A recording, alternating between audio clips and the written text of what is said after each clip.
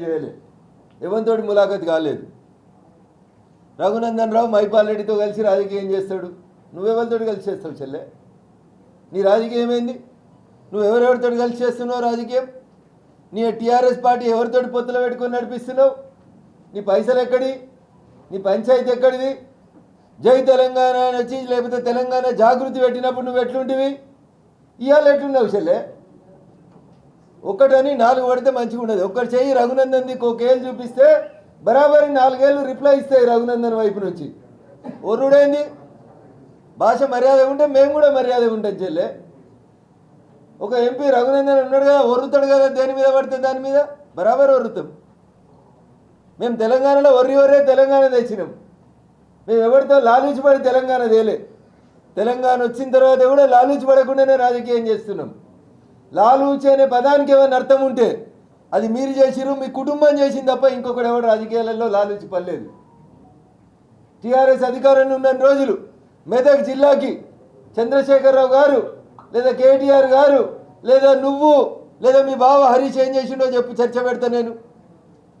ఏం చేసిండు మా దుబ్బాకకు చెప్పు. ఒక్క మండల కేంద్రంలో కనీసం డివైడర్ రోడ్ ఇవ్వలే 10 ఏళ్లలో మీరు.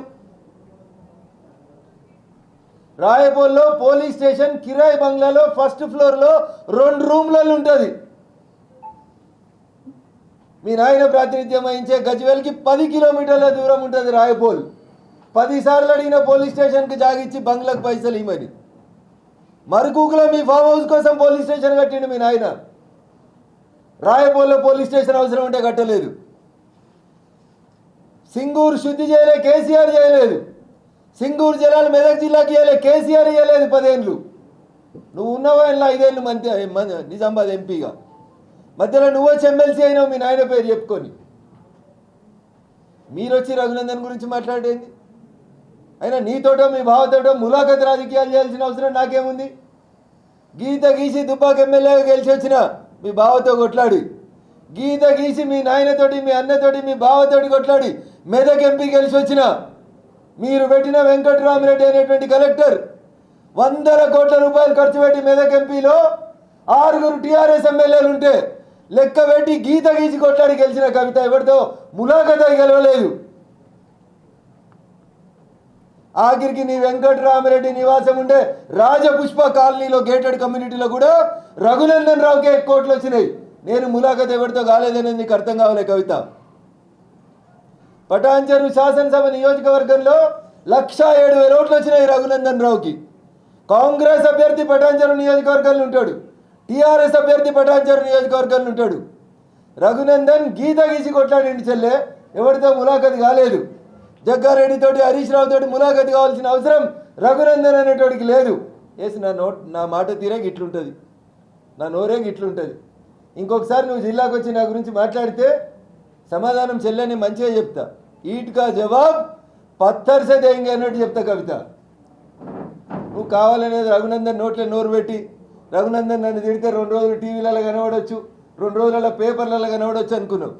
నేను మాట్లాడొద్దు అనుకున్నా, సంస్కారం అడ్డం వచ్చింది. కానీ మాట్లాడడం వదిలేస్తే నువ్వు ఇట్లా రోజు ఏది పడితే అది మాట్లాడతావు. కాబట్టి ఎక్కడో ఒక దగ్గర ఎవరో ఒకరం నీ నోరు మోయించాల్సిన అవసరం ఉందని చెప్పి నీకు సమాధానం చెప్పడానికి ఈరోజు నేను సంగారెడ్డికి వచ్చి మాట్లాడుతూ ఉన్నా. ఎందుకు పోటీ చేయలేదు సంగారెడ్డిలో కౌన్సిలర్లు? రేపు పోటీ చేస్తావా జిహెచ్ఎంసీ కౌన్సిలర్లు? ఎన్ని వెళ్తావు చెప్పు? తెలంగాణలో అధికారంలోకి వస్తావు కదా, రేపు జిహెచ్ఎంసీలో 3 డివిజన్ 3 కార్పొరేషన్లు అయినాయి కదా, ఎన్ని పోటీ చేస్తావు చెల్లె? మొత్తం చేస్తావా? ఇంకా 6 నెలలు టైం ఉంది నాకు తెలిసిన లెక్కల కాడికి. మొత్తం పోటీ చేస్తావా? ఒక మేయర్కి వెళ్తావా? లేదు చూడు లేదు, కొడుకు పేరు సోమలింగం అని అప్పుడే తెలంగాణలో ఈమె అధికారంలోకి వచ్చిందంట. ఉచిత విద్య వైద్యం ఇవ్వకపోతే ఈమెను కట్టేసి కొట్టాలంట.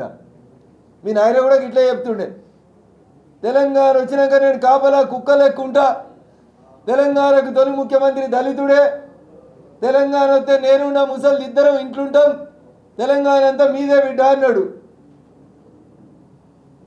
ఒక ఆడబిడ్డకు మంత్రి పదవి వేయాలి 5 ఏళ్ళు. ఆ రోజు ఎంపీ ఉండి నోరు మెదపకుండా కూర్చున్నది ఎవరు? నువ్వు కాదా కవిత? ఉర్రకపోతే ఏం చేయమంటావు కవిత? అద్దాల మేడలో ఏసీలలో కూర్చొని ఎవరి మాటలు వినకపోతే బరాబర్ వరుతాం చెల్లె. నీకు ఇనొచ్చేదాకా వరుతాం. మళ్ళీ ఒకసారి జిల్లాకు వచ్చామన్నా ఒర్రుడు గిరుడు అన్నావు అనుకో చెల్లె, బంజారా హిల్స్ దాకా వచ్చి ఇంటి గేటు కాడ మైకి పెట్టి వరిపోతా. మిగతా వాళ్ళ సంగతి వదిలే కానీ రఘునందన్ తోటి కొట్లాడవద్దు. చెల్లె అని పిలుస్తున్నా చెల్లెలాగుండు, గౌరవం కాపాడుకో. యాడికి రమ్మంటే ఆడికొస్తా, నీ నిజామాబాద్కి రమ్మంటే కూడా వస్తా చర్చించేందుకు. నీ 5 ఏళ్ళ నిజామాబాద్ ఎంపీ టెన్యూర్ ఏందో చూద్దాం, 2 ఏళ్ళ రఘునందన్ రావు ఎంపీ టెన్యూర్ ఏందో చూద్దాం. రమ్మంటే వస్తే చెల్లె. ఏం చేసిర్రు? మీ కుటుంబం బంగారు తెలంగాణ అయింది. మీ ఆస్తులు పంచుకునేందుకు నీ అన్నతోటి కొట్లాడుంటే కొట్లాడుకో, మమ్మల్ని ఎందుకు తిడతావు? నీ బావతోటి కొట్లాడుంటే నీ బావ నువ్వు ఇద్దరు కొట్లాడుకోండి, మధ్యలో మా పేరు ఎందుకు లాగుతావు పంచాయతీలోకి?